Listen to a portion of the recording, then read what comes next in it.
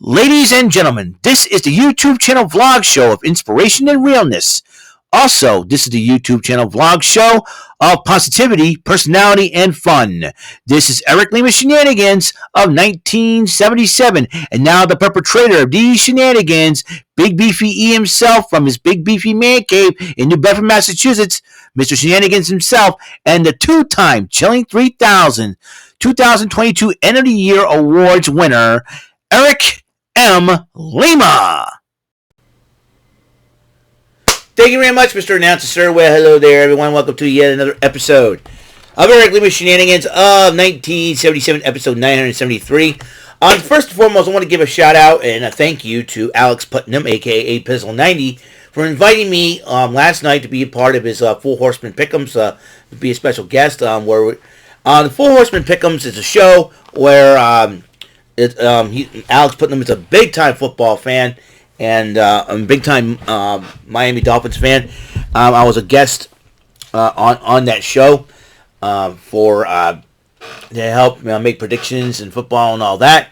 And I joined him, Lucas Cantwell, a.k.a. LC Muscles 28, and Tiny Tim McClellan. Thank you for Alex. Thank you so much for inviting me to your show.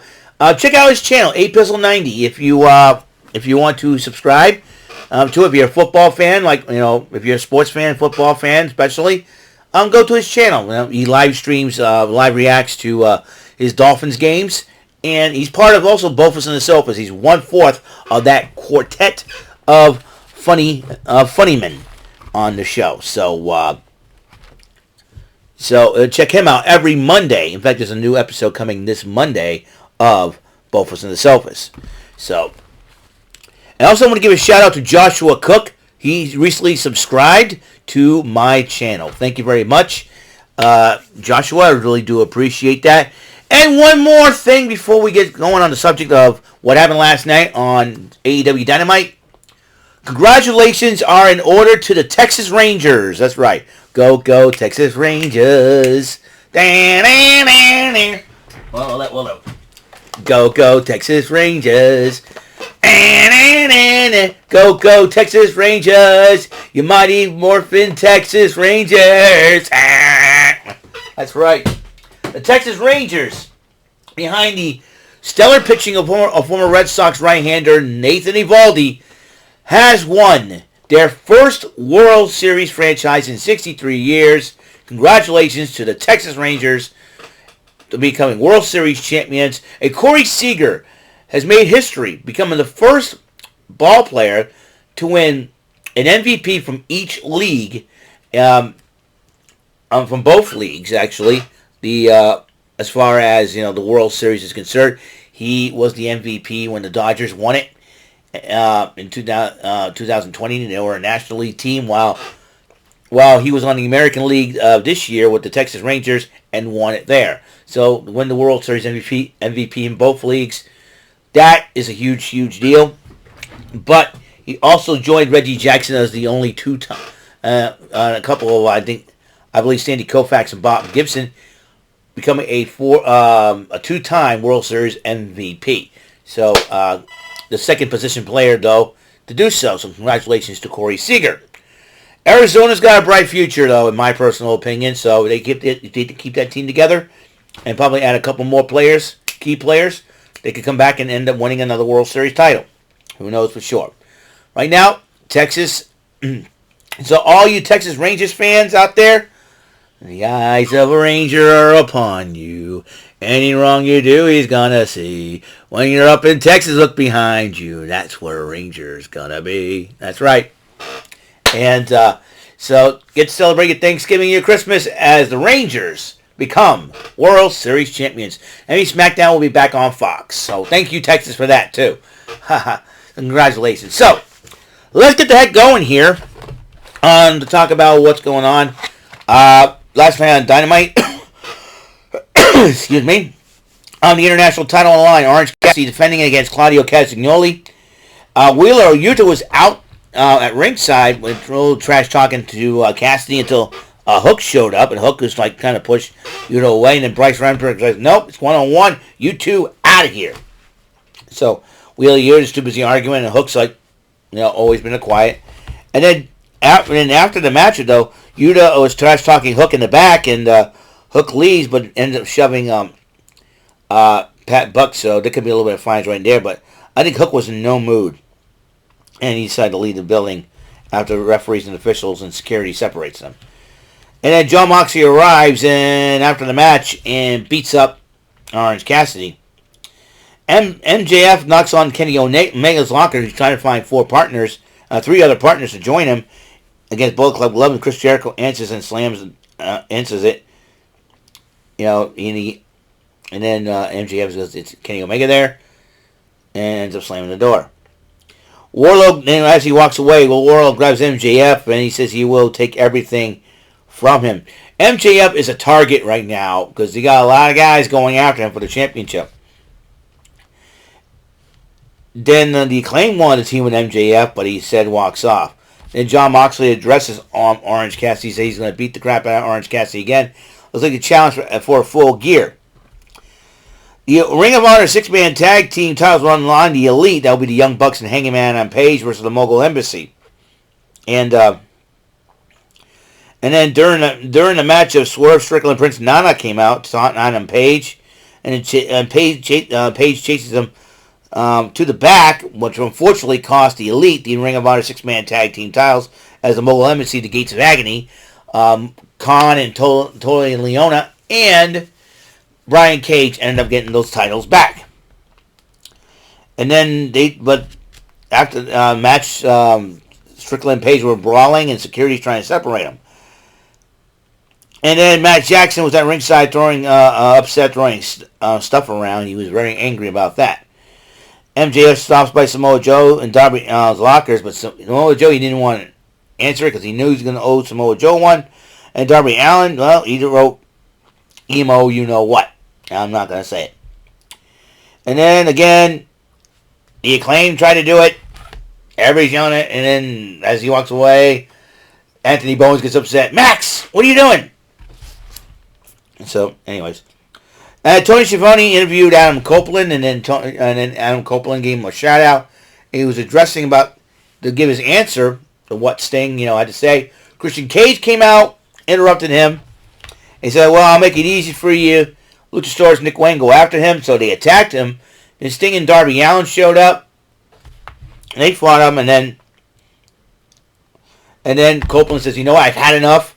You want to get at me? And after spearing Christian Cage, he goes, you want to get at me? Darby Allin, Sting, I'm your partner. The two shake hands, so at Full Gear, there'll be a 6-man trios matchup.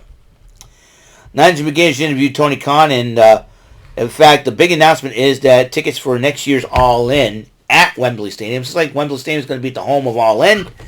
For next year, 2024, tickets on now. Chris Jericho and Kenny Omega versus 2.0. That'll be Daddy Magic Matt Menard and Cool Hand Angelo Parker. Jericho and Omega won the matchup, and then Don Callis was on commentary during the matchup. He had 3 members. Kyle Fletcher's joined the Callis family.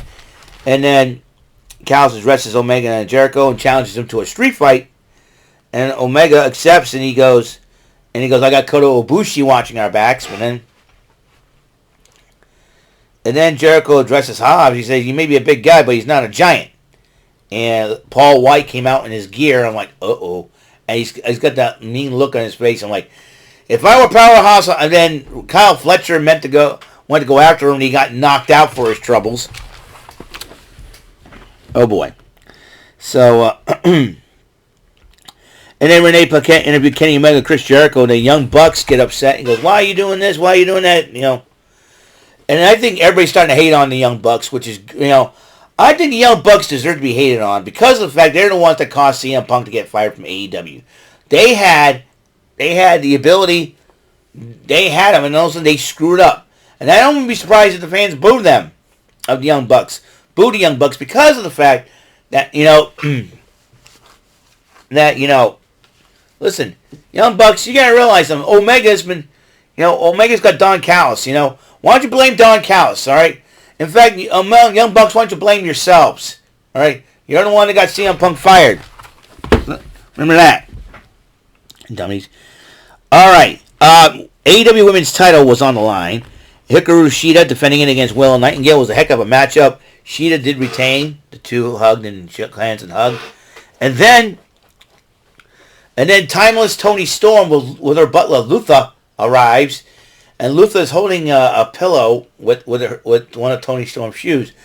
And then Hikaru Shida goes, you know what? I've had enough of this. Slaps the shoe right out of Luther's hands and goes after Toni Storm. And as the two were in the back, and Willie Nightingale's like, all right. And then the lights went out. Julia Hart appears in the ring. And Julia Hart went to go like this. And then Sky Blue came flying out. And Sky Blue went nose to nose. Turned around, looked at Will Nightingale. And then she turned around and then spat some blue mist in Julia Hart's face.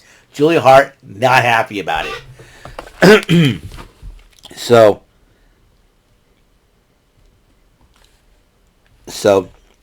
MJF is frustrated to the point, and the Acclaim wants to be his partners and gives him a bag, and gives him a bag because you got to wear this if you want us to be your partners.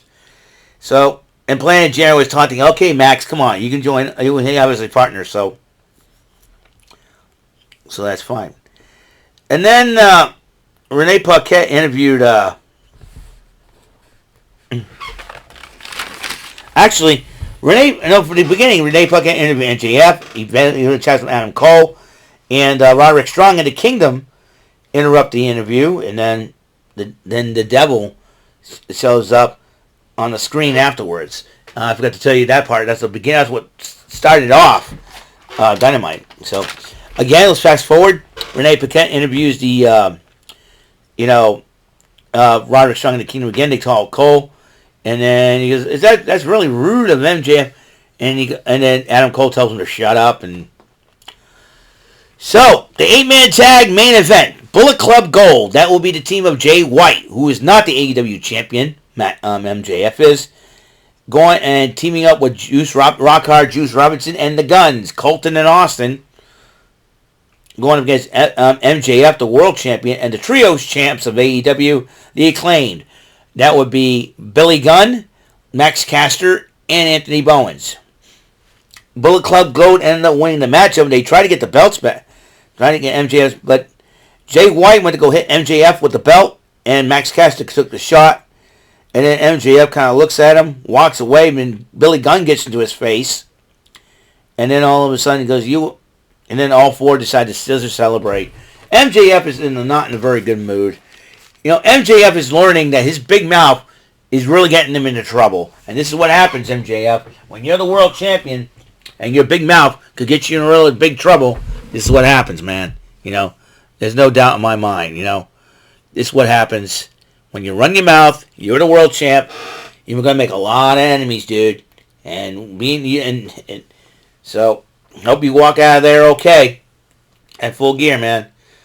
But I got to tell you, Toni Storm, Timeless Toni Storm, once again, her and Shida, it's going to be a heck of a fight.